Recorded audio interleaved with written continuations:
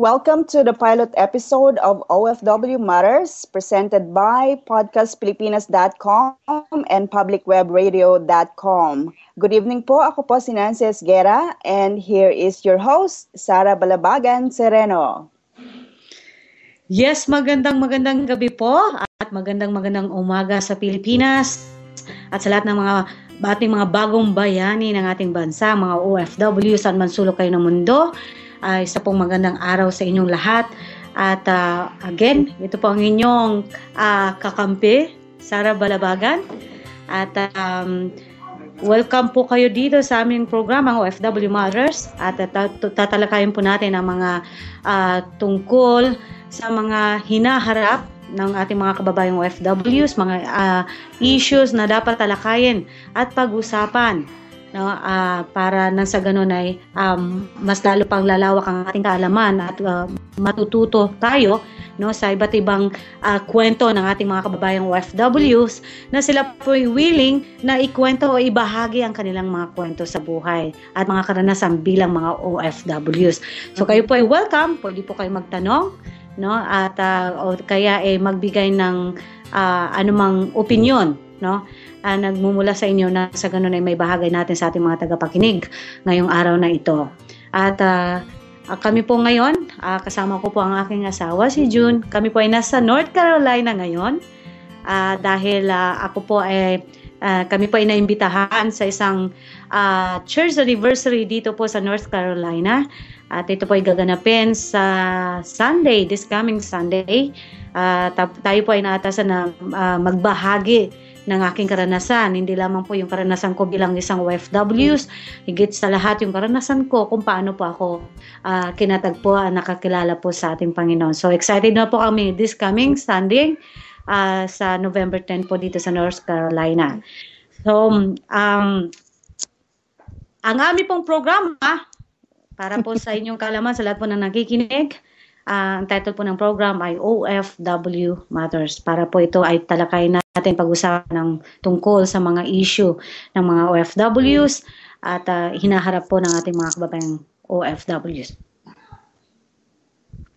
At syempre po, sa kabilang linya, makakasama din po natin si Nancy Esguera, ang aming producer. Yes. Nadudulas ka doon, Oo nga.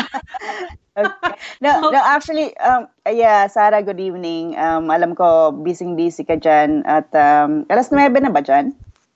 At ngayon po ay alas 9:25 ng gabi dito sa North Carolina. Oh, okay. So ako naman po ay nasa Los Angeles, California. At tayo po ay napapakinggan sa pamamagitan ng podcastpilipinas.com at ng publicwebradio.com. Kami po ay live ngayon.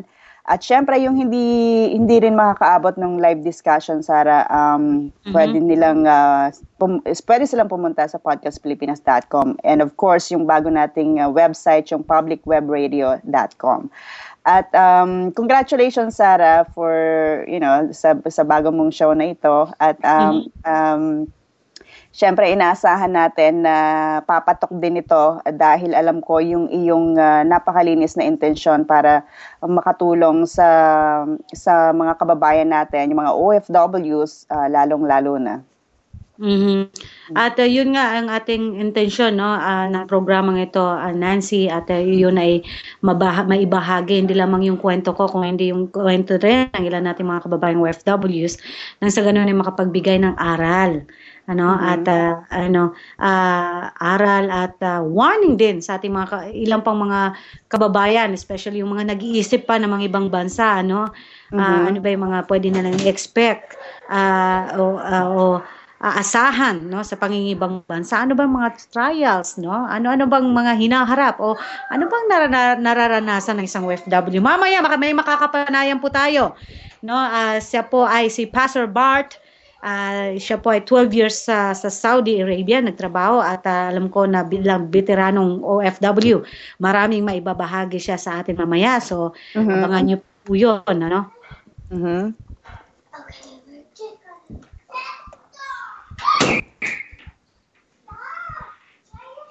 At gusto ko pasalamatan, of course, si Jerry.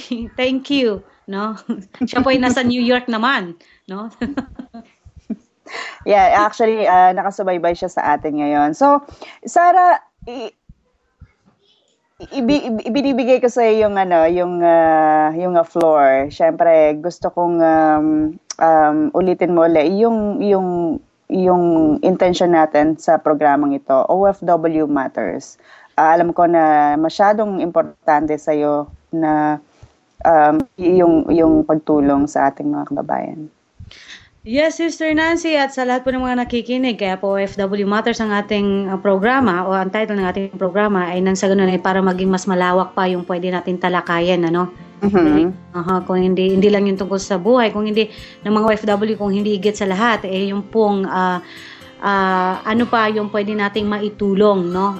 Paano natin maalalayan pa ang iba nating mga kababayang OFW, at ano pa yung mga hinaharap ng o dapat bigyan pansin ng ating gobyerno, no, para sa kapakanan ng mga kababayang OFW natin at higit sa lahat sa kanilang pamilya. So, yun po, no, ang magaganap po dito sa programa natin, ano. At kagaya po ng sinabi ko kanina, may makakapanayam tayo na isang OFW na siya pa nanggaling sa Saudi Arabia. At hindi lang po doon, magtatalakay din po tayo tungkol sa ano ba yung mga latest na mga balita tungkol sa ating mga kababayang OFW, no? So, yun po ang nilalaman o mangyayari dito sa ating mga programa. At pwede rin po kayong magtanong, no? Sa lahat po ng mga kaibigan ko sa Facebook, kung may mga question kayo, mayroon po kayong mga dapat o kailangan o gustong ibahagi sa amin. At sa lahat ng mga tagapakinig natin ay maaari ho kayong, pwede nyo po akong i-message sa Facebook o di kaya mismo dito sa podcastpilipinas.com. Meron po tayong live chat role sa podcastpilipinas.com. Mag-login lamang po kayo. Pwede kayong makipag-interact din ng live. Syempre, tulad ng ginagawa natin, i-add nyo lang po yung Skype account ng Jerry Media, Gerry Media, one word, sa inyong Skype account kung gusto nyo pong makausap si Sarah Balabagan ng live. Ayun.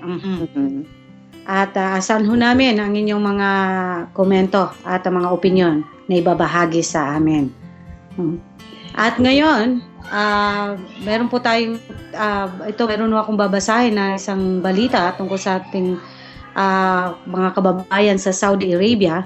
Kung matatandaan niyo po, nagkaroon po ng nagbigay po ng amnesty or binigyan ng pagkakataon yung mga OFW sa Saudi, yung mga illegal po, no, na immigrant sa Saudi, na makakuha sila ng permit, no, nang sa ganun ay makauwi na ng Pilipinas. Pero yung po ay nag-expire na po. Ito po ay natapos po noong November 3, at ito po yung balita.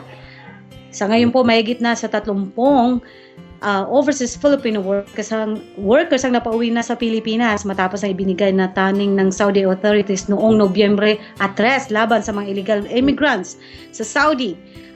Ang mga ito ay ilan lamang po sa 6,700 na OFW na na-stranded sa Middle Eastern Kingdom, habang mahigit sa 5,000 illegal immigrants pa ang pakalat-kalat sa Riyadh at sa Al-Khobar. Ito po ay napakarami po natin mga kababayan doon, ano?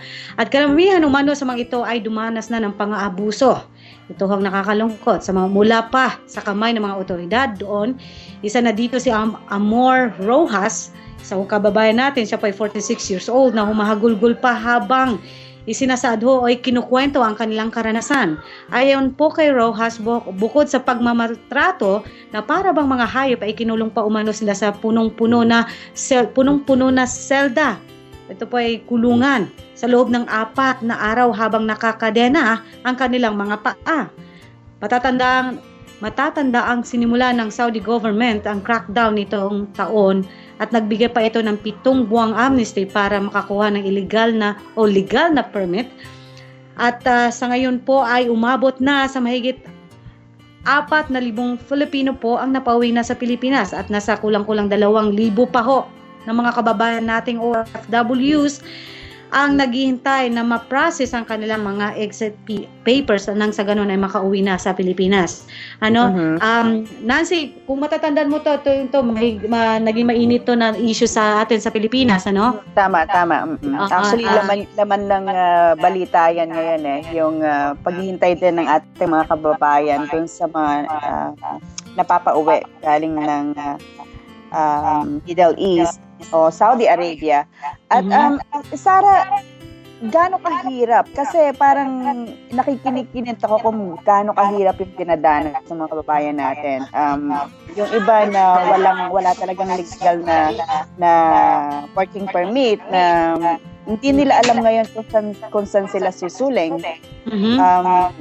Meron ba tayong mga government officials na nag-a-assist talaga sa kanila sa Saudi?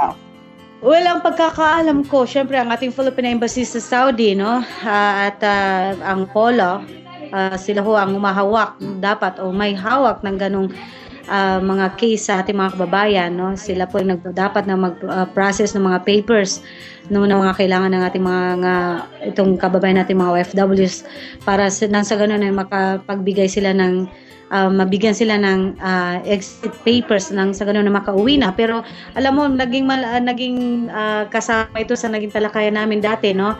Ng aking kasama, kung matatandaan mo, si Attorney Candaso. At ang problema dito pa kasi Nancy, ang mga ang Saudi government, ang hinihintay nila ay gusto nila ay magbigay sila ng exit papers sa mga kababayan natin kung sila ay mayroon ng ticket, ano? Kaya nagkakaroon dati, kaya sila ay naipon kasi ganun yung nagtuturuan ba, no? Samantala ang ating Philippine Embassy naman, ang gusto naman nila kailangan meron silang exit papers na yung mga kababayan natin para bago sila bigyan ng ticket. Kasi nga naman, kung kukuha na o bibigyan agad ng ticket tapos hindi ma-issue ng exit papers, sayang yung ticket, diba? So, ang Philippine Embassy, gusto nila makasigurado. Ang government, ang Saudi government naman, gusto nila makasigurado din na ito ay talagang meron ng ticket. Kaya, ito po yung nangyari sa mga kababayan natin doon sa Saudi. Kung mapapanood niyo po sa news, sila po yung mga nakatira na sa isang tent, ano, na yung tinatawag na lang tent city sa labas mismo ng ating embahada sa Saudi, no, dahil wala nga silang matuluyan, ano, itong mga kababayan natin. At yun po yung naging isa sa dahilan ay kaya po sila naipon at buti na lang naglabas itong Saudi Arabia na government na makapagbigay ng amnesty at makapag-issue ng legal permit nang sa ganun yung mga kababayan natin, yung iba na pwede pang magstay at magtrabaho, makakakuha ng trabaho. Yung iba naman, gusto nang makauwi ng Pilipinas, ay makauwi na ng Pilipinas. So, it's good na at least medyo nangangalahati na, so more than kalahati, no? Ang nakauwi na ng bansa natin, dahil ayon dito sa balita, 4,000 na. Nancy, ang nakauwi na sa Pilipinas. So, kulang-kulang 2,000 pa ang nandoon na stranded ngayon ng mga kababayan natin. So, patuloy natin silang ipanalangin, ano? Paano, Sarah, yung mga nagbabaka sakali na magtago? Meron ba silang pag-asa na hindi sila malocate? Alam mo, sa Saudi kasi, kung ikaw ay mag-TNT, ang tawag na yun, ang tago ng tago, wala kang peace of mind. At ang mangyayari nung, kung ikaw ay TNT, illegal kang nag-stay doon, ang nangyayari, mapapagsamantalahan ka pa, no? Ng mga employer. Marami akong mga nakausap na gano'n ang naranasan nila, no? Na sila po nag-TNT, tumakas sa kanilang employer. Ang nangyayari, yung iba, especially yung mga kababaihan, na nasasamantala pa. Yung iba, inaabuso, At yung iba naman, kahit makakuha ng trabaho, hindi yung tamang sweldo ang naibibigay sa kanila kasi nga naman wala silang papers. So, talagang mas maganda po, lalo na ho sa mga nakikinig sa atin ngayon, na kung kayo po may balak mga ibang bansa o kayo po ay nandyan na sa kung saan mang bansa kayo, no? Especially sa Middle East, wag niyo na hong magdalawang isip po kayo na matumakas kasi mapapalagay lalo kayo sa alanganin, ano? At kung bawa naman po kung ang inyong mga mahal sa buhay na nasa Middle East na halimbawa kung ang trabaho nila ay domestic worker at sila nakakakita na sila ng mga senyales na na pagsasamantalan sila ng kanilang employer o nagpapakita na ng ibang motibo ang kanilang employer, abay maganda po na tumawag agad kayo sa inyong advice nyo sila na tumawag agad sila sa nilang ahensya nang sa ganun ay malaman agad ng kanilang agency kung ano yung sitwasyon nila. Di kaya naman, tumawag kayo sa ating Philippine Embassy kung saan man kayo nandoong bansa, no, sa Middle East. Dahil, kaya nga ako, yung pag-alis ko po noon sa bansa natin, illegal ako, no? So, hindi ako duman sa mga tamang proseso. Kaya hindi ko alam kanino ako lalapit, sinong tatakbuhan ko. Kaya, napagaganda po, no, na tayo po ay alis ng bansa na sa legal na pamamaraan dahil nang sa ganun, may laban tayo. Tama, kasi base din sa naging experience mo, 'di ba, nung kapanahonan mo. Anyway, Sarah, magbibigay pa rin tayo ng mahalagang impormasyon. Babalik tayo, magko-commercial lamang po tayo. Okay.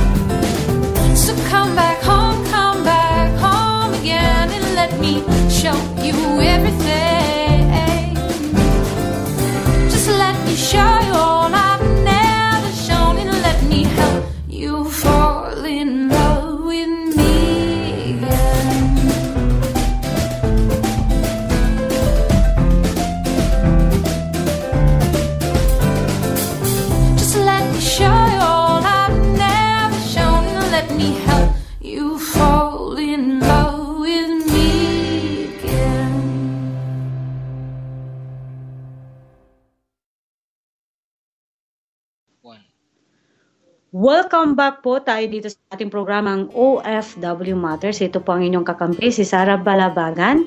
Ako po ay kasalukuyang nasa North Carolina ngayon dahil kasama ko po ang aking husband, si June Sereno. Dahil ako po ay speaker sa Sunday sa isang anniversary dito po sa North Carolina na isang church. At kaya po kami po ay nandito at para po sa mga tagapakinig natin ngayon, sa Pilipinas po medyo nag-aalala po yung ating mga babayan doon dahil may parating na naman na bagyo, no? Yun po ay si Yolanda. Ito po ay super typhoon at signal number 5 hanggang signal number 5 po ang lakas nito, no? So patuloy po natin ipanalangin ang ating bansang Pilipinas, especially po yung mga taga Visayas dahil sila po naman yung handang dadaanan po ni Typhoon Yolanda. At ang nangyayari po ngayon sa Pilipinas doon sa area sa Visayas ay nagkakaubusan na, no, ng mga noodles, nagkakaubusan na ng mga kandila, no, at yung mga cans, no, dahil po sa paghahanda dito sa pagdating po ni Yolanda. Kaya po yung mga kamag-anak kayo na nasa bandang Visayas, no, kung saan po nangyari po yung lindol, no, sa Bohol, at ipanalangin niyo po, no, ipanalangin natin na ito ay sana umiba ng daan nitong si Yolanda. Sana wag na lang siyang dumaan sa Pilipinas, ano. Kasi kawawa naman itong mga kababayan natin, nakakatapos lamang ng nitong lindol. Namang super typhoon na si Yolanda, no? So wala hong imposible sa Panginoon. Itaas po natin ito sa Diyos at in fact ito po ay pinanalangin namin katapos lamang po ng prayer meeting namin dito, no, at sana ho yung covering, no, yung pong protection ng Panginoon sa Pilipinas, sa mga mahal natin sa buhay. Magtiwala lang ho tayo sa Panginoon, no. At ngayon naman po sa ating pangalawang story po dito tungkol sa isang OFW. Ito matagal na itong nangyayari, ano, Nancy. Ito po yung balita tungkol sa itong kababayan na siya po ay nakitaan o naging positibo sa HIV o AIDS. Ito po ay kamakailan lamang ay isang Pilipina ho ang na-deport po mula sa Saudi Arabia na naman matapos na mapatunayang positibo ito sa pagkakaroon po ng HIV o kaya ay AIDS. Ayon po sa ulat, hindi muna ito agarang pinauwi sa Pilipinas. Bagkus ay kinulong muna ito at dumanas ng pang-aabuso mula sa mga otoridad doon. Simula noon nakaraang taon ay umabot na po sa kulang-kulang 200 ang bilang ng mga OFW po na mula sa Middle East ang napapabalik po ng bansang Pilipinas dahil po sa pagkakaroon ng HIV or AIDS o kaya naman po hepatitis B or C at ultimong pong mga OFWs na mayroong abnormal na resulta po sa kanilang X-ray results. Ito po ay base sa mga dokumento po mula sa Saudi Arabia-based Medical Association. Karamihan po sa mga umuwi ng bansa na napabalitang infected ng naturang sakit ay mula sa Saudi Arabia, Kuwait, Qatar, Bahrain at Oman. Apat po sa mga bilang na ito ang infected po ng HIV o kaya ay AIDS. Alam niyo ho, ito pong AIDS na to sa Nancy, no? Karamihan dito na tinatamaan din po ng mga AIDS o itong AIDS o HIV ay yung pong mga seaman, no? Kung matatandaan yun, tama. Yung mga nagikinig sa atin, ha? Mag-iingat-ingat ho tayo, ha? Ang nangyayari naman dito sa mga seaman, 'di ba? Pag-uwi nila ng Pilipinas sa kanilang pamilya, siyempre, 'di ba, may sa kanilang asawa, no? Hanggang magkakaanak. So ang nangyayari, pati yung asawa nila nahahawaan, no? Nagkakaroon ng AIDS. And even yung minsan yung siyempre pag nabuntis yung asawa, yung anak nila. So ganon kalawak itong na infection ng AIDS na ito, no? Kaya sa ating mga kababayan, mag-iingat-ingat tayo, no? magdobling ingat po tayo, especially po yung mga seaman, no, at yung mga kababayan natin na mga OFWs na nasa Middle East. Nakakapagtaka nito, no, kasi kung tutuusin mo, Nancy, Saudi Arabia napakahigpit, ha. Paano yun? Kaya nga nakakapagtaka nga kasi nga sa Saudi... Hindi ba bawal lang magkasama sa isang ang lalaki at babae? Oo nga, ang mga kwento nga ng mga kakakilala ko na galing sa Saudi mismo, yung tumingin lang sila sa babae, hinuhuli na sila si bawal. Oo. Kahit hindi kahit kapwa Pilipina, bawal. Ayan, sa Qatar medyo maluwag-luwag pa sa Qatar, pero dito sa Saudi Arabia yun nga ang nakakapagtaka, no. Kaya yun, mag-ingat-ingat ho tayo. Yeah, ingat-ingat po kasi kawawa yung pamilya sa Pilipinas na naiwan kasi alam mo naman plano mong magtrabaho ng ibang bansa and meron kang like 2 years na kontrata. 2 years. Siyempre, 'di ba dapat para sa akin lang kasi 'di ba dapat intention mo na magtrabaho doon, hindi mag-uwi para makapag-uwi at makapagpadala ng pera para sumuporta sa pamilya dahil kulang ang trabaho sa Pilipinas, 'di ba? Pero hindi dapat kasama sa plano yung pag-uwi ng sakit. Alam mo 'yon? Yun lang. Kaya mag-ingat-ingat po tayo, no? At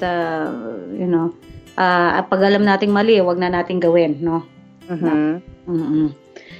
At ngayon na Nancy, alam ko ito naghihintay na sa atin ang ating bagong bayani. Veterano na to no? Okay. At hindi po makakasama ngayon. Siya po yung magbabahagi ng kanyang kwento. Ano yung mga natutunan niya for 12 years sa Saudi Arabia, ha? Ito, I'm sure may babahagi dito si Pastor Bart. Okay. Kino-contact na yata ni Gerald. Para po habang kino-contact ni Gerald si si Bartolome, pakinggan po. Bart, pakinggan. Yeah. Actually nakikinig siya ngayon sa live broadcast mo. Siya po ay nagtrabaho sa Kingdom of Saudi Arabia in the year of 1981. Wow! Ilang taon lang ako noon? Ilang taon ka noon? 1981, Nancy? Ako? Lang ako? 7 lang ako noon. 1991 ako, 2 years old. 3 years old. Yeah, 2 years old. Mo pero kaya veterano na talaga to si Pastor Bart. Hanggang 1993 sa isang kumpanya po sa Saudi Arabia, ay yung pong Aramco, no? Aramco, ito isa sa pinakamalaking company sa Saudi. As Catholic Protection Technician siya. Siya po ay siyempre may asawa. Tawag po namin sa kanyang asawa ay si Nanay Norma. At siya po ay may 4 na anak. At sila po ay nanirahan sa Pilipinas, sa Cavite. So taga-Imus, Cavite po itong ating kasama ngayon. At ngayon po ay sila po ay nakatira na sa San Jose, California. At si Pastor Bart, kung tawagin namin, siya ay 63 years old talaga naman. Open si Pastor, open sa edad niya. Okay, kasama na ba natin si Pastor Bart? Hello. Hello, magandang gabi, Pastor Bart. Welcome po sa programa namin sa OFW Mothers. At salamat at kayo po ay available na para ibahagi yung experience nyo bilang isang OFW sa Saudi Arabia. Good evening po, Pastor. Magandang gabi po sa inyong lahat riyan at sa lahat ng nakikinig ng inyong magandang programa. Salamat, Pastor. Okay po. Okay, Pastor. Umalis po kayo ng bansa sa Pilipinas noong 1981, tama? Yes, 1981 nang tayo ay umalis sa Pilipinas upang makipagsapalaran sa bansang Saudi Arabia. At ang trabaho niyo po doon, Pastor? Ako ay natanggap sa isang kumpanya ng Saudi Aramco, isang yung oil company sa Saudi Arabia. At tunay nga na sabi ko nga na kapag dumating ang isang oportunidad o ang isang pagpapala ay tayo na ang bahalang sumalo kung paano natin sasaluhin to para hindi matapon. So, kumusta naman po, Pastor? Kumusta po yung trabaho nyo? Yung mga unang araw nyo, di ba? Alam ko, bilang OFW din, alam ko yung pakiramdam, no? Kapag ikaw ay malayo sa pamilya mo. Ano po, kayo po, Pastor Bart, ano po yung naramdaman nyo? Totoo yung sinabi mo na kapag nagtrabaho ka sa malayong lugar at hindi mo kasama ang iyong pamilya, ay unang-una ay malungkot, yung tinatawag na homesick ka. Sa iyong pamilya, sa iyong mga anak. Ngunit dangan nga lamang at talagang kinakailangan upang itaguyod natin ang ating pamilya, ay kailangan nating magsakripisyo upang magkaroon sila ng magandang kinabukasan. Ayun, kagaya din po lahat ng mga kababayan natin OFW, no? Karamihan sa kanila yun ang rason bakit sila nakikipagsapalaran, sa ibang bansa. Iiwan ang pamilya nila dahil ang hangad nila ay matulungan ang kanilang mga mahal sa buhay o ang kanilang pamilya. So, yung trabaho niyo po doon, Pastor Bart, ay as technician, ganon. Ako ay maraming ang nagtatanong, no, kung ano yung trabaho ko. At sinabi ko naman, tinatanong niya ano bang klaseng trabaho. Nasa isa akong department na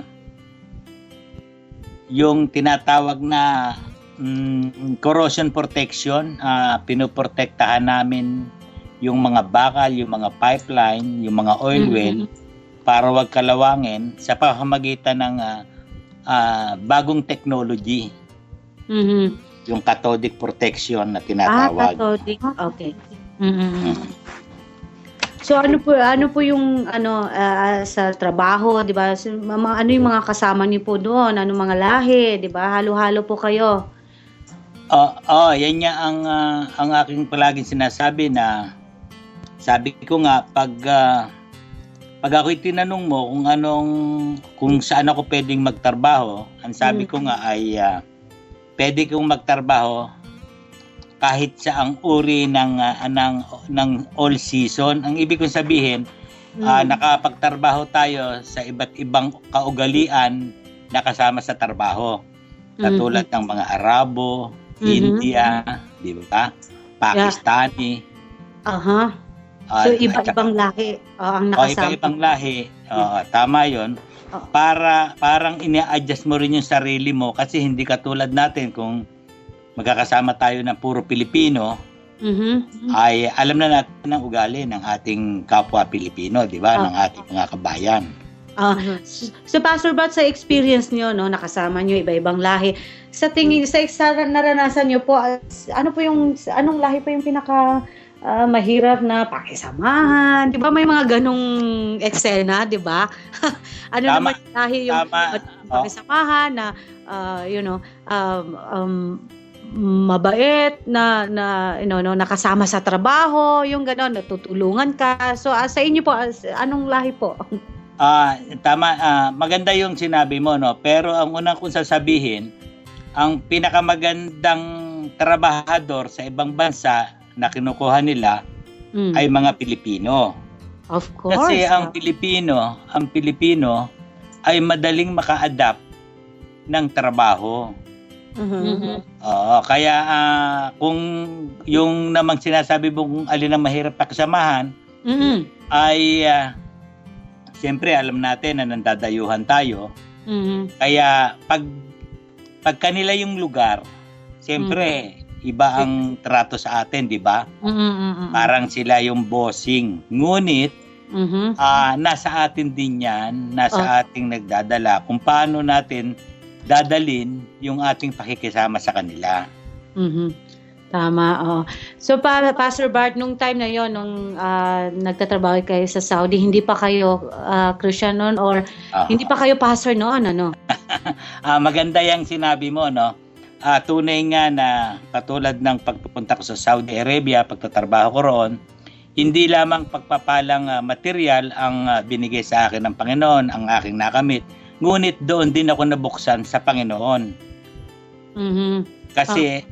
Kasi ang isang tao na nalayo sa kanyang pamilya, nangungulila, ay kahit na tayo kasama natin ang ating mga kaibigan pagdating ng gabi, nag-iisa ka sa kwarto mo, ay laging naandoon yung pag-iisip mo para sa pamilya, at yun na rin ang nagbukas para mapalapit tayo sa Diyos, na lagi nating idinadasal na sana ang aking pamilya ay laging gabayan ng Panginoon. Sana ay nasa mabuti silang kalagayan. At ang isang pinakamaganda ay noong nasa Saudi ako, alam mo naman, tayo ay isang Katoliko na noong panahon na yon, at ang aking may bahay na si Sister Norma ay na-born again siya. Ngayon, siyempre, ang sasabihin ko, bakit ka pa umalis? Tapos, pinapadala niya ako ng mga verses. Kaya, ang ginawa ko, nag-aral ako ng mga salita ng Diyos, katulad ng sinasabi niya, yun ay para ipanglaban ko sa salita na sinusulat niya sa akin.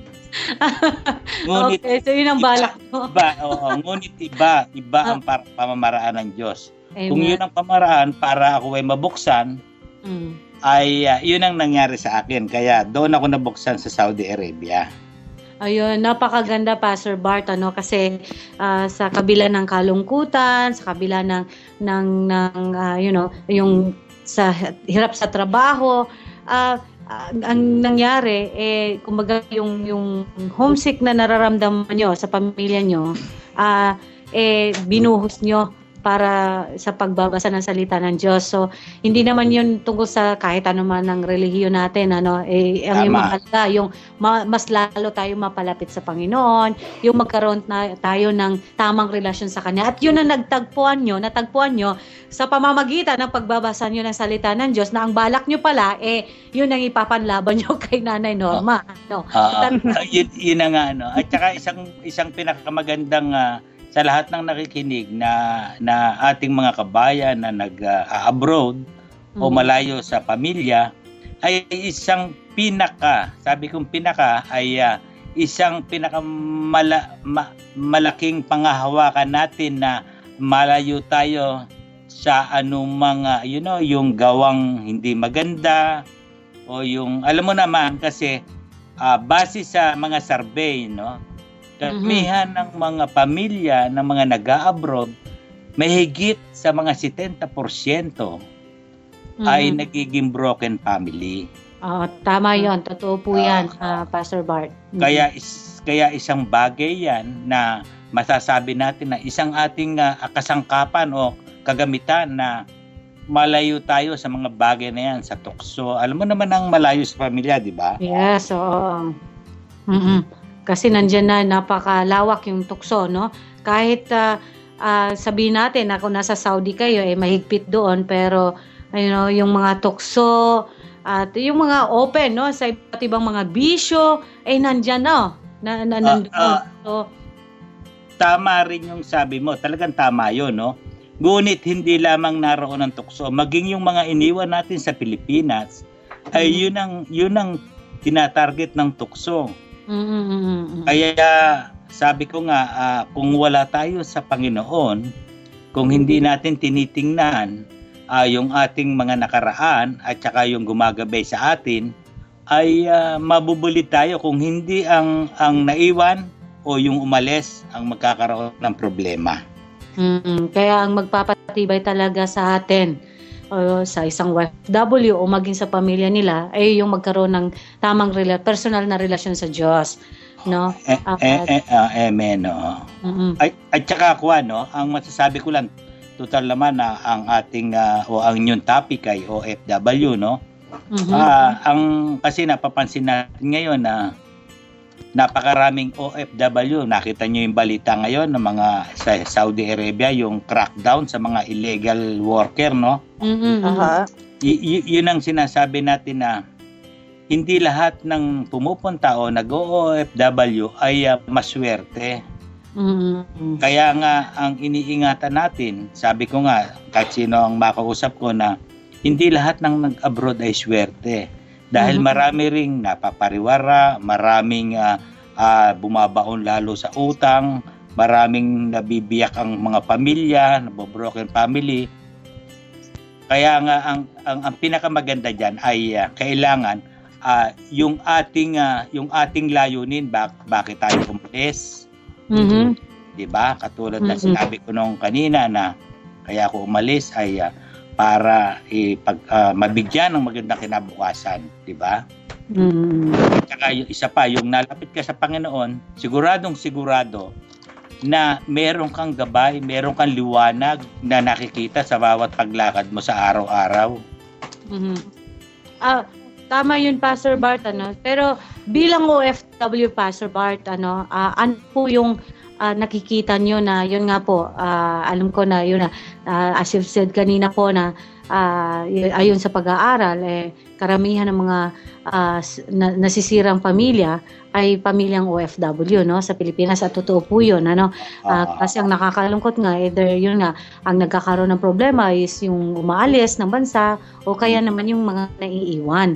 At ang malungkot nito, ang naapektuhan talaga, pinakamalaki naapektuhan ay yung mga anak, karamihan ay napapariwara, no, napupunta sa mga gang, mga fraternity, kasi doon nila natatagpuan yung gusto nila, doon nila hinahanap yung wala sa kanilang tahanan, kaya bilang OFW, Pastor, ano po yung sa tingin niyo po na disadvantage ng isang OFW at yung ano po naman yung advantage ng bilang isang OFW?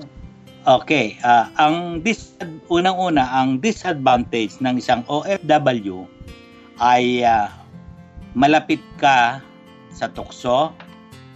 Ang pamilya mo ay very vulnerable sa sa broken family.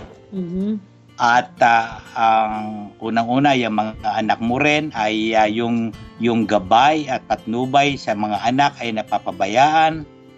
Ayun ang kasi minsan meron tayong nababalitaan na ang mga anak ay nalulunod na sa bisyo. Yun ang isang bagay na disadvantage. Ngunit ang advantage naman ay unang-una may pansuporta ka sa iyong pamilya. Pwede mong gastusan ang kanilang mga pag-aaral.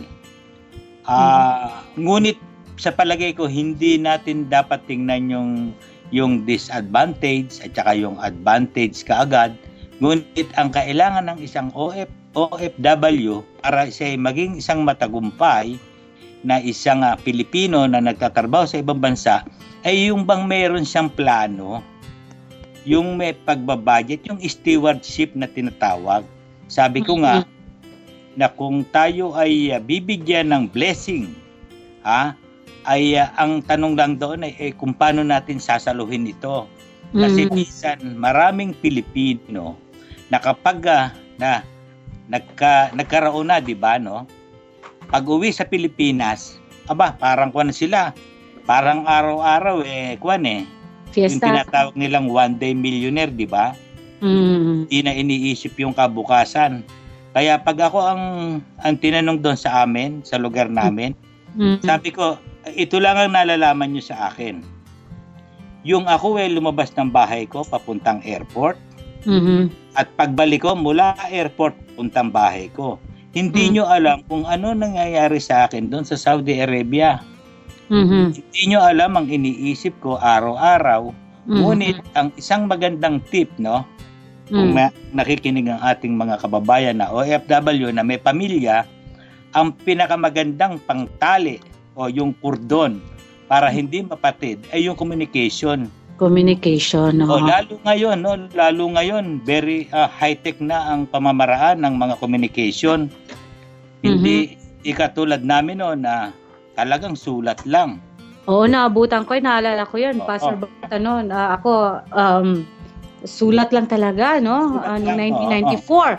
At since 1 month lang ako mahigit sa bahay ng employer ko, hindi ko man naranasan yung pakiramdam na makatanggap ka ng sulat mula sa pamilya mo dahil nangyari na nga yung insidente sa amin ng aming employer at yun na po, nakulong na ako.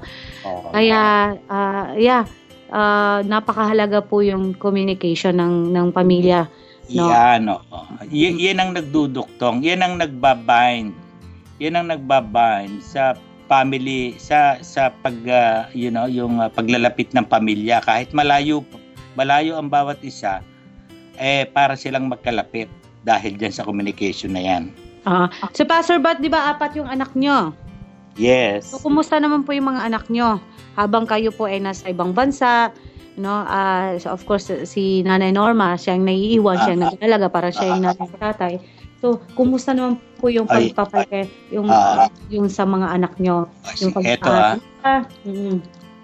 eto, una sa lahat ay nagpapasalamat ako sa aking may bahay dahil nung panahon na ako ay nag-abroad, siya ang tumayong ama at ina ng aking mga anak.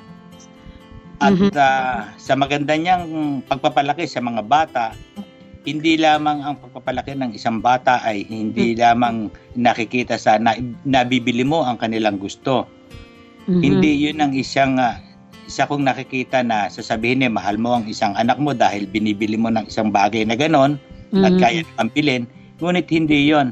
Ang tunay na pagpapalaki sa isang bata para sa akin ay yung itinuturo mo yung magandang asal, katulad ng mga anak ko na lumaki naman sabi ko sa iyo, doon ako na buksan sa Panginoon, kaya na lumaki sila sa salita ng Diyos at sa magandang asal at merong oras. Pag sabi nga ng misis ko, pag 6:00 na, wala pa yan, hindi pwedeng hindi ko hahanapin yan. Kailangan nasa bahay sila. At ganoon lumaki yung mga anak ko. Kaya sabi ko nga, maraming salamat sa aking may bahay dahil isang bagay rin yan na sabi ko nga noon bakit pagbabakasyon ako, hindi mo man lang ako pagbigyan kahit isang araw na lumabas ako. Isang taon na ako roong nagtatrabaho. Alam mo ang sagot niya, bakit ako hindi ba rin naghihintay sa iyo rito? Di ba napakaganda rin sagot, di ba? Wala ka nang sasagot ng iba. Yun ang magandang pagsasama ng isang pamilya na nakikita mo na andoon yung bonding ba? Yun lang ang masasabi ko tungkol sa mga bata ko, no, na lumaki sila na una masunurin, takot sa Diyos, nakapag-aral din. Yun lang ang kaya sabi ko nga ang oportunidad, ang mga bagay na sabi noong araw, sabi ko sa mga kaibigan ko nung ako nasa Saudi, noong araw, sabi na ang mga Pilipino raw, isang kahig santuka. Sabi ko, ako hindi. 2 kahig bago tumuka. Kasi nagpa-part-time pa ako Kasi malaki na yung pamilya. Pero talagang pag nabuksan ka, yun nga yung stewardship, kung paano mo gagamitin at kung paano mo hahawakan. Yun ang isang Nancy, may question ka kay Pastor Bart? Hindi, nakikinig lang ako sa kanya actually. Okay. Kumukuha ako ng magagandang points. Alam mo, may oras, makakuha ba oras? Pwede pa ako magdagdag? Sige po. Kasi ganito, no? Ito based on experience ko at saka sa aking asawa, bilang isang OFW, kailangan ay meron kayong target para hindi kayo iinip sa loob ng isang taong karoon bago magbakasyon. Katulad ng nangyari sa akin, yung unang taong ko, pag-uwi ko, bumili kami ng lupa para sa bahay. Kasi nangungupahan lang ako Pangalawang taon, pagbalik ko, house blessing na. Wow. Diba? Sa pangatlong taon, bumili uli siya ng isang lupa. Pang-4 na taon, pinagawa niya ng apartment. Kaya po pala 2 kahig isang tuka, ano? Kasi totoo yun. Kasi sa Saudi, nagganoon din ako, nag-part-time din ako roon. Kasi yung oras nga ang katuwiran ko, alam nyo, hindi ako mananatiling palagi rito. Tama. Kasi meron kang point na tinatarget at yung isip mo hindi malilihis sa papunta sa kaliwa o papunta sa kanan dahil meron kang tinatarget na bagay na pag nakakamta mo, pasalamat sa Diyos. Kaya yung after 5 years na yon, saka lang sumunod yung luxury. Bumili ng sasakyan, bumili ng ganoon. Pero talagang una talaga pampamilya. Ayun. Napakaganda, no? Kasi yung tama po yun. Yung may plano kayo, no? At yung nga po, Pastor Bart, bless din kayo kasi magaling humawak, no? Mag-handle si Nanay Norma sa bawat blessing na dumarating sa inyo, no? Kasi yung iba nga ang problema nila sa padala ng padala, tapos yung mga naiiwan hindi marunong humawak kaya napupunta sa wala, no? Kaya napakaganda po, very inspiring po yung kwento nyo. Kaya po nung narinig ko, nung nag-uusap tayo agad naisip ko na kayo yung magiging unang guest ko dito sa program dahil alam ko na yung mga nakikinig sa atin o makikinig pa sa atin marami pong matututunan sa inyo, no? The way kung paano nyo po i-handle yung finances at yun nga po higit sa lahat sa huli natagpuan kayo ng Panginoon, no? Sa gitna ng kalungkutan na nasa ibang bansa kayo natagpuan kayo natagpuan nyo ang ating Panginoon. At yun po yung pinakamaganda, yung magkaroon ng tamang relasyon, hindi lang kayo, higit sa lahat sila Nanay Norma, ang inyong mga anak. So napakaganda po. Maraming salamat Pastor Bart sa oras na inilaan niyo po sa programa natin, ano. And I'm sure na yung mga nakikinig sa atin na inspired, marami silang natutunan din sa inyong karanasan bilang OFW. At sabi ko nga, kayo po ay veterano. Veterano ng OFW. Ano? So ngayon, Pastor Bart, sige po. Isang malaking karangalan ang maimbitahan nyo sa pagsasalita at ako'y naniniwala na ang programang ito na inyong ginagampanan ay makakatulong, no, sa ating mga kababayang Pilipino na kung tawagin ngayon nga natin ay mga buhay na bayani ng ating bayan, no. Mm-hmm. Kaya sana ay maging kasangkapan kayo sa ibang sa marami nating kababayan na nag-abroad o na OFW na maging maayos, 'di ba? Ang buhay hindi lamang sa pinuntahan nila kundi maging sa uuwian nila, pati na ang mga pamilya. Salamat po, salamat Sir Bart. At ngayon po ay nasa San Jose, California na kayo, diba? Kung kayo pang Saudi, kung Amerika pa kayo. So, ngayon, Pastor Bart, yung family niyo, yung pamilya niyo, nandito na sa Amerika. I mean, nasa San Jose, California. Hindi, ang isa lang ang anak ko rito, si Sister Maricel. Mm-hmm. At meron akong 2 anak sa Middle East pa rin. Doon sila nagtatrabaho sa Qatar. Mm-hmm. At yung isa nasa Pilipinas, yung nakatira doon sa bahay namin. Mm-hmm. At isang bagay na magandang kasi meron silang nasalamin sa akin na nung sila mga bata pa, ako nag-abroad na, parang yun na rin ang natanim sa kanila na mag-abroad din sila at gayon din naman ang nangyayari sa kanila na alam nila kung paano hahawakan o kung paano nila hahawakan yung kanilang mga kinikita ron. Ayun, napakaganda kasi yung experience nyo ay naipasa nyo sa inyong mga anak at ngayon I'm sure na sila din po ay successful na OFW. So saan po sila ngayon sa Saudi Arabia din po sila? Nasa yung isang anak, kung nakikinig man yung anak ko na sinabi nga sa kanila, si Christine Pakinggan Ramos, ay nasa Qatar sila, nagtatrabaho siya sa isang hospital. At isang maganda nga ang balita sa kanya ay nakakapunta rin siya sa iba-ibang bansa, nag-e-escort siya sa mga pasyente. Minsan nasa New York siya, minsan nasa Germany, minsan nasa London. Nagiging siya escort sa mga pasyente na nagpapagamot din sa ibang bansa. Tapos po yung isa naman? Yung isa kong anak na lalaki, nasa Kwanse, manager siya sa isang yung sales representative siya ron sa mga electronics. Wow. So, yung isa nasa Pilipinas. At talagang sila ay professional. So napakaganda po. Maraming salamat, Pastor Bart. At ngayon po kayo po ay based na talaga kayo dito sa California, sa San Jose. Kasama si Nanay Norma at yung mga apo nyo, no? Ilang years na po kayo dito sa California? 9 na taon na. Magsasampung taon na rin. At kayo po ngayon ay very active sa church, right? Amen. Oo nga. Pwedeng samantalahin ko to. Pwede bang samantalahin ko mga oras na ito? Sige po. Upang anyayahan natin at bigyan din natin ng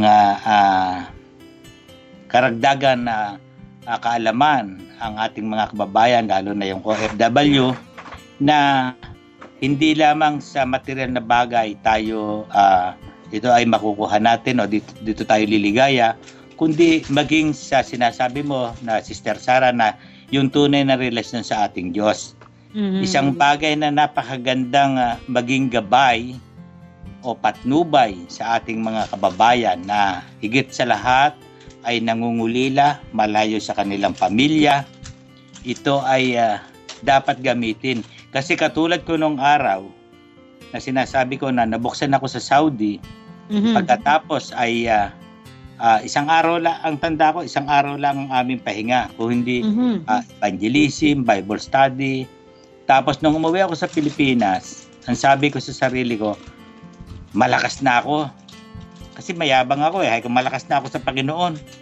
Pero pagdating pala ron sa Pilipinas, isang problema lang, baksak na ako. Sabi ko, katulad na sinabi ko, hindi pala to katulad ng masasabi mong magaling ang isang Kristiyano o isang boksingero. Kung nakikita mo siyang shadow boxing lang ng shadow boxing, magaling mag shadow boxing pero walang laban sa ring. Pero ang masasabi ko lang, yung tunay na Kristiyano na matatag ay yung nagdaan na sa maraming klase ng pagsubok. Kasi pagdating tayo sa ang isang tao na nagtatrabaho sa malayong bansa o OFW, alam mo naman ang hindi walang masyadong problema kasi panayang blessing ang dating no. Kaya lang nagkakaroon ng problema katulad sa atin, alam mo na pag bumuwi ka na sa atin, naandoon na ang mga pagsubok. Kaya ang masasabi ko lang sa ating mga kababayan na nasa malayo ay patuloy nating hanapin o patuloy nating linangin ang ating kaisipan, ang ating relasyon sa Panginoon upang ito ay maging gabay at patnubay natin sa ating buhay. Yun lang. Tama po. At dahil po nasabi niyo po yan, Pastor Bart, samantalahin ko na rin ito pagkakataong ito, nahingan po kayo ng panalangin na kung pwede niyo po ipag-pray. Kanina po yung sa news na binasa ko, yung mga kababayan natin, umigit kumulang pag 2,000 na mga OFW ngayon na stranded sa Saudi. Sila po ay yung kasi po inabutan na sila ng yung deadline po ng Saudi government, no, yung pagbibigay ng permit, legal permit para sila o yung exit paper nila para makauwi na sila ng bansa natin. So pwede po, Pastor, pag-pray niyo po sila. Ganun din po yung mga kababayan nating OFW na sa atin ngayon at ang daming hinaharap ng mga kababayan nating OFW sa iba't ibang bansa, especially sa Middle East, ng mga pagsubok ngayon. Okay. So, pwede po may panalangin po natin sila, ipanalangin po. Okay, sige.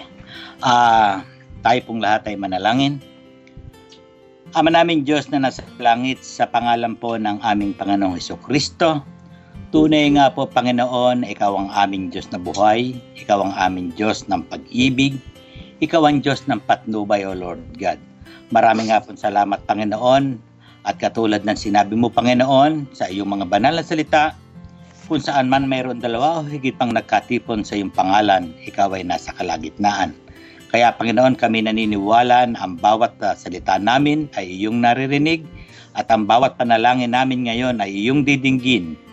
Kaya Panginoon, hayaan mong itaas namin sa iyo, Panginoon, ang aming mga kabayan na sa malayong lugar, Panginoon, na nakita namin, Panginoon, sa mga balita na sila ay tapos na ang kanilang visa sa pagtatrabaho. Kaya Panginoon, ang mga kasama namin na mga Pilipino at hindi Pilipino ay nakakaranas ng mga problema, O Diyos. Tunay nga, Panginoon, na sa iyong kamay namin hinihingi, sa iyong kamay namin ibinibigay ang mga bagay na ito. Kaya mong hipuin sila, Panginoon, ng mapagpala mong kamay. Kaya mong baguhin ang isipan ng mga namumuno sa gobyerno upang sa gayon, Panginoon, ang aming mga kasamahan, kababayan na nasa malayong lugar ay magkaroon ng tunay na landasin, Panginoon. Hindi lamang sila, maging ang kanilang mga pamilya na nasa Pilipinas na umaasa sa kanila, Panginoon, patuloy silang hipuin, patuloy silang gabayan, patuloy silang bigyan ng patnubay, O Lord God. Tunay nga, O Diyos, na sa iyo lamang namin makakamtam ang tunay na kapayapaan, ang tunay na kasaganaan, at ang tunay na patnubay. Kaya hindi po, Panginoon, hayaan mong itaas namin sa iyo ang programang ito, Panginoon, na pinangungunahan ng aming kapatid na si Nancy Ramos at si Sister Sara Balabagan. At gayon din po, Panginoon, kasama niya ang kanyang asawa na si Brother June.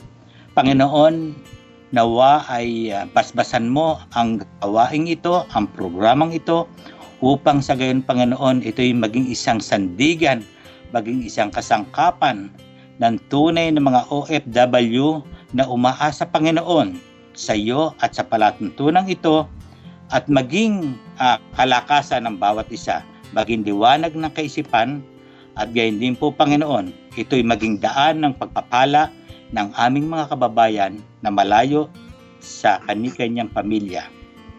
At hindi pa man natatapos, Panginoon, ang programang ito, at kasi simula pa lamang, ay hayaan mong ibalik namin sa iyo ang pinakamataas na papuri, pasasalamat, magpakailan-kailan pa man. Kami pong lahat ay nagsasabi ng Amen. Amen. Maraming salamat, Pastor Bart. Okay, thank you, Ren. Mayroon pa ho kayong mga gustong sabihin sa mga tagapakinig natin bago po namin kayo bitawan? Oh. Sige po. Ako babatiin ko lang yung aking mga lahat ng aming kapatiran dito sa San Jose, sa California, at gayon din sa lahat ng nakikinig, sa ating mga kababayan na nawa ay sumenyong lahat ang pagpapala at gabay at patnubay ng Panginoon. At gayon din sa Pilipinas, ang aking mga anak doon, ang aking kakumparihan na si Engineer Jekio Quintana na nakikinig sa mga oras na ito. At nawa ay sa iyo rin, sister, nawa ay pagpalain kayo ng iyong butihing asawa sa inyong paglalakbay at lagi kayong gabayan ng ating Panginoon. Thank you. Salamat. Maraming salamat po, Pastor Bart. God bless po. See you po sa pagbalik namin dyan sa San Jose. At sana po wag ho kayong magsawa, no?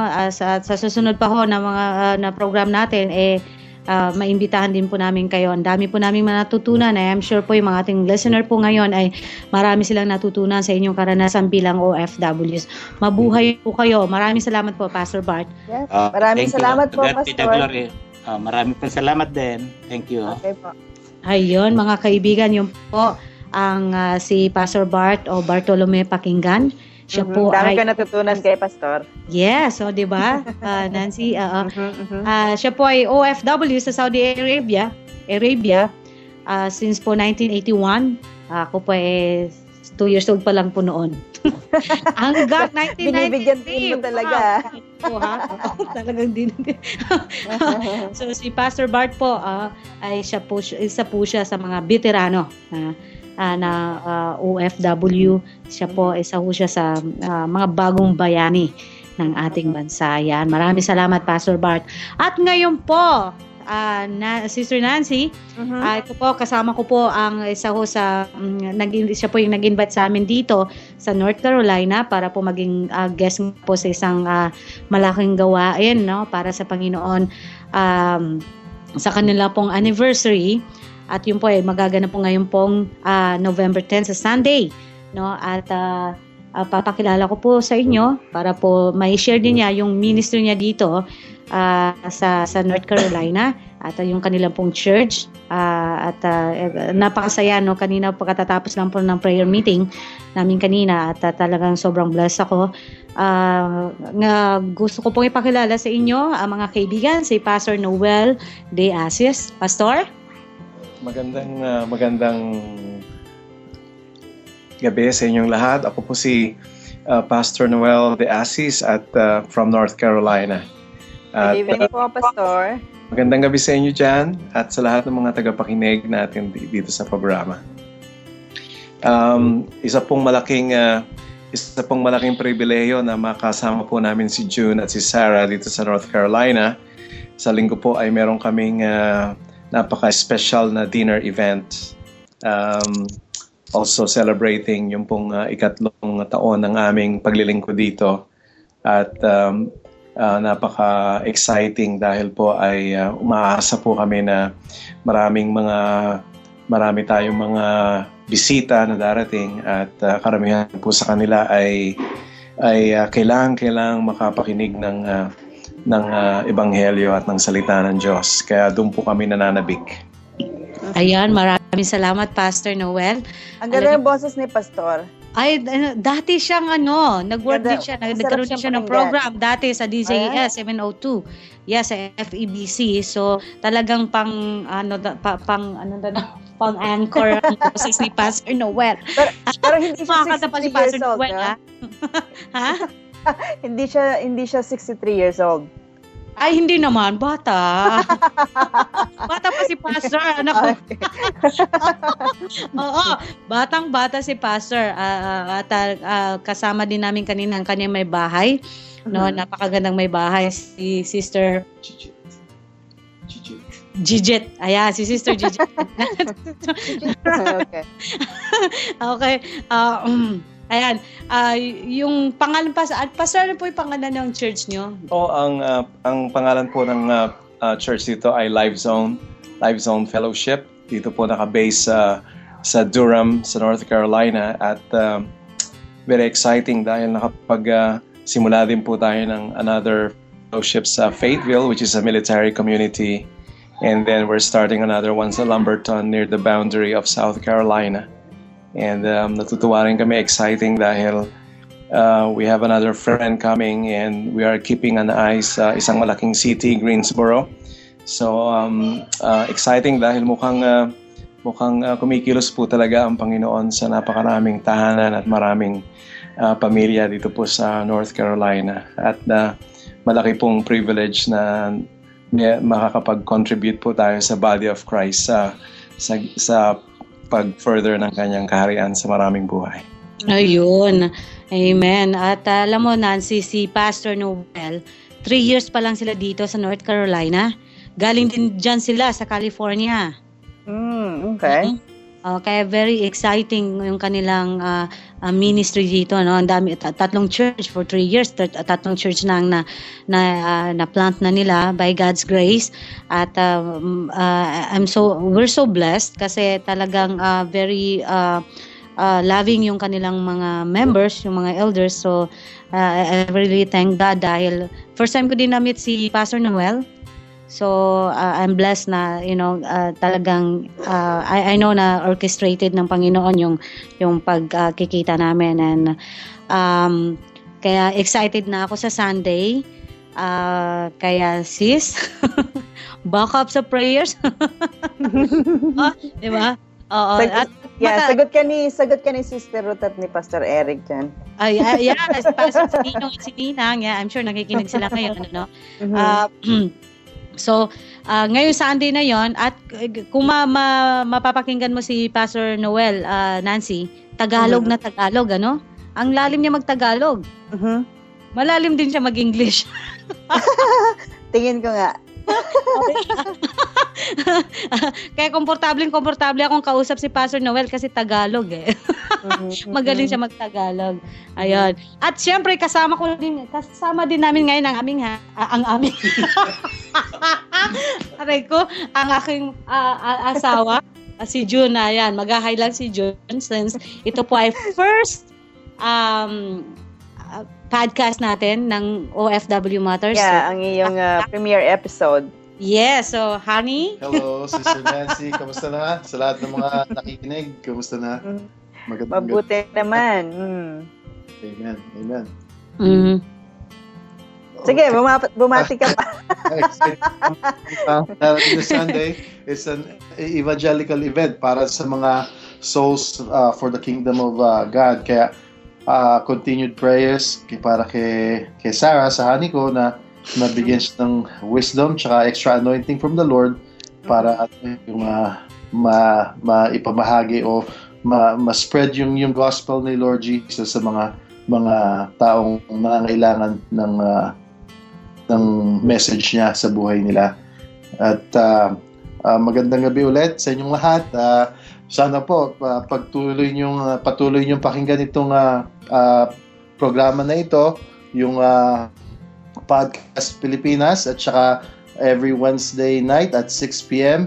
Pacific Standard Time ang Podcast Pilipinas, OFW Matters. Ayan, maraming salamat. Ayan.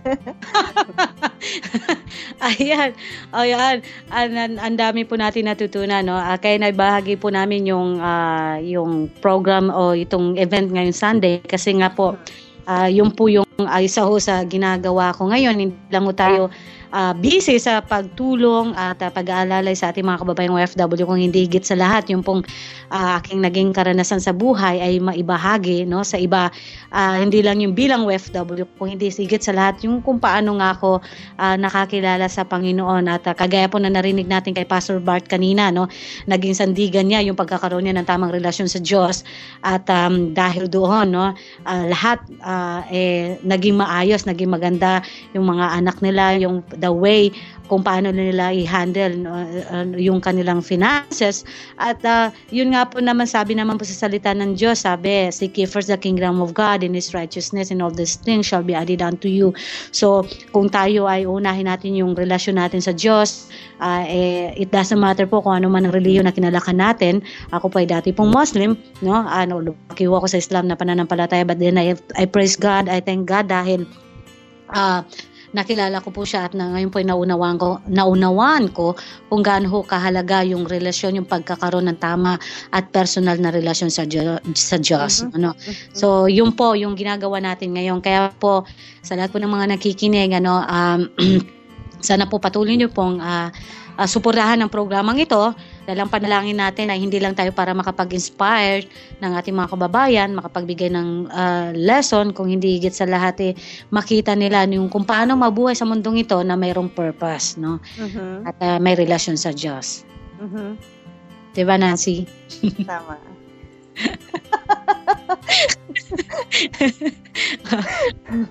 So, Sarah, I know. Congratulations. Sa susunod na linggo, syempre mas marami pa tayong mga pasabog na mga na mga tatalakayin na mga issue. Especially kasi ngayon medyo simula pa lamang tayo. Pero so anyayahan mo sila na makinig sila ng live sa susunod na linggo. At syempre yung replay natin para sa yung pilot episode. Yes, abangan niyo po, no, ipo-post namin sa Facebook yung replay po ng program na ito. At again, sana po supportahan nyo every Wednesday, 6 o'clock po ng dyan sa California, at sa Pilipinas naman po ay 9 o'clock ng umaga. So, ng Thursday morning, yes. Ng Thursday morning naman doon pala. Oo. So, sana po patuloy lang ho kayong makinig. At again, open po ito. Pwede po kayong magtanong, pwede po kayong magbahagi kung ano po yung mga opinion nyo, no? Kung ano po ang sasalubin nyo, o even kung ano po yung karanasan nyo bilang isang OFW na sa tingin nyo po ay makakapagbigay ng aral at warning sa ating mga kababayan din, no? Kasi po ako naniniwala na bawat karanasan natin ay pwedeng kapulutan ng aral ng iba. Mm-hmm. Tama, so, yun po yung purpose ng program na ito. At sa susunod po next week, mayroon din po tayong uli na makakapanayam, magiging guest na isang OFW. So abangan po ninyo yun. I'm sure na another lesson naman yung matututunan natin, at another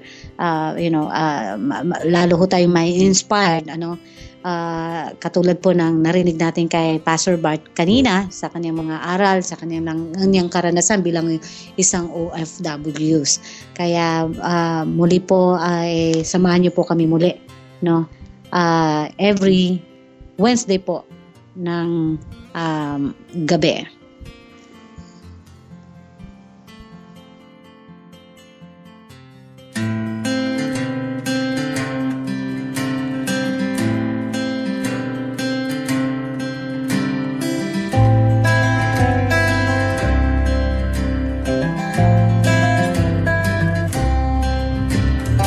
Ng Podcast Pilipinas. Maraming salamat po sa inyong pagsubaybay dito sa premiere episode pong ito ng Sara Balabagan Serenos OFW Matters. Sa susunod na linggo po, again, tulad ng sinabi ni Sara, inaanyahan po namin kayo na makinig uli. At sa mga friends po ni Sara sa Facebook na naging OFW, at yung mga OFW pa rin na nasa iba't ibang bansa ngayon, pwede po kayong magbigay ng, kung meron po kayong mga problemang dinaranas ngayon, po kayo, libre po kayong mag-send ng private messages kay Sara. At itatry po natin na matugunan, or at least maisa bulala sa buong mundo yung problema po na hindi po nalalaman ng ating mga kababayan, ng pamilya. Alam niyo po 'yon, katulad nga yung mga problema pa rin ng ibang mga OFWs na dinadanas ngayon. At syempre ako nalulungkot din ako dun sa mga sa balita ngayon ng mga OFWs na nasa Saudi Arabia na talagang dumadanas pa ng hirap, bago makauwi ng Pilipinas. Nakakaranas pa sila ng pagmamaltrato mula sa Saudi authorities. Sana lang kung talagang ready na silang umuwi, i-treat naman sila ng tama. Yun lang yung panawagan natin, no? Hindi na kailangan na padanasin pa sila na ikukulong sila, ikakadena sila. So, just let them go. Makauwi sila, makapag kita na sila sa kanilang mga pamilya sa Pilipinas.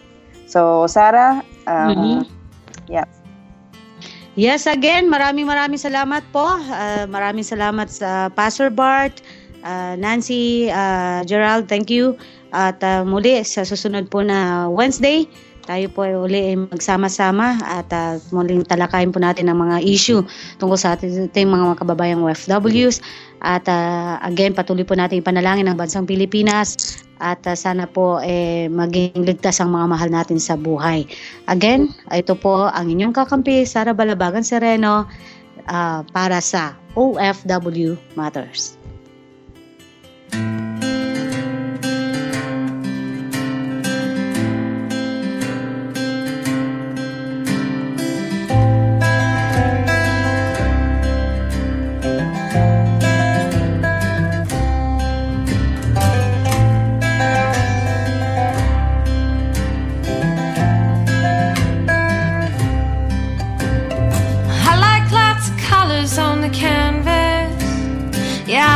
To really fill it out. Life's no fun when the color's all gone. No fun if you don't fill it out.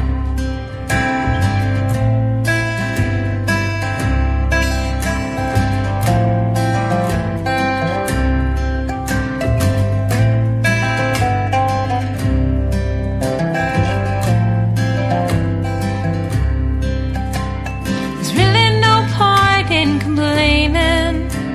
There's really no point at all. The energy you waste on the words that you say, well, you're really just wasting them all.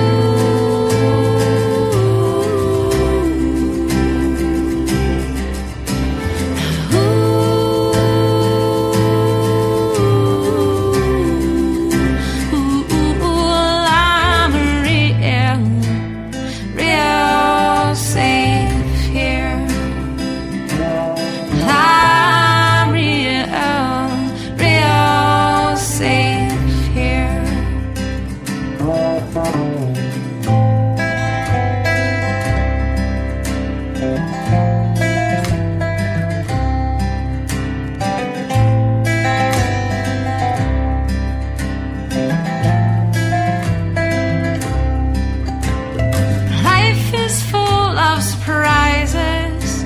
Let them in when they knock at your door.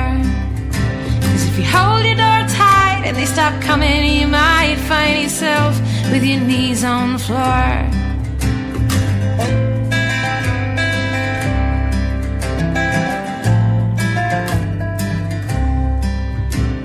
The people I meet are fantastic.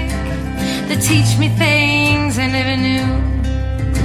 Some happy, some sad, but each perspective to be had, to share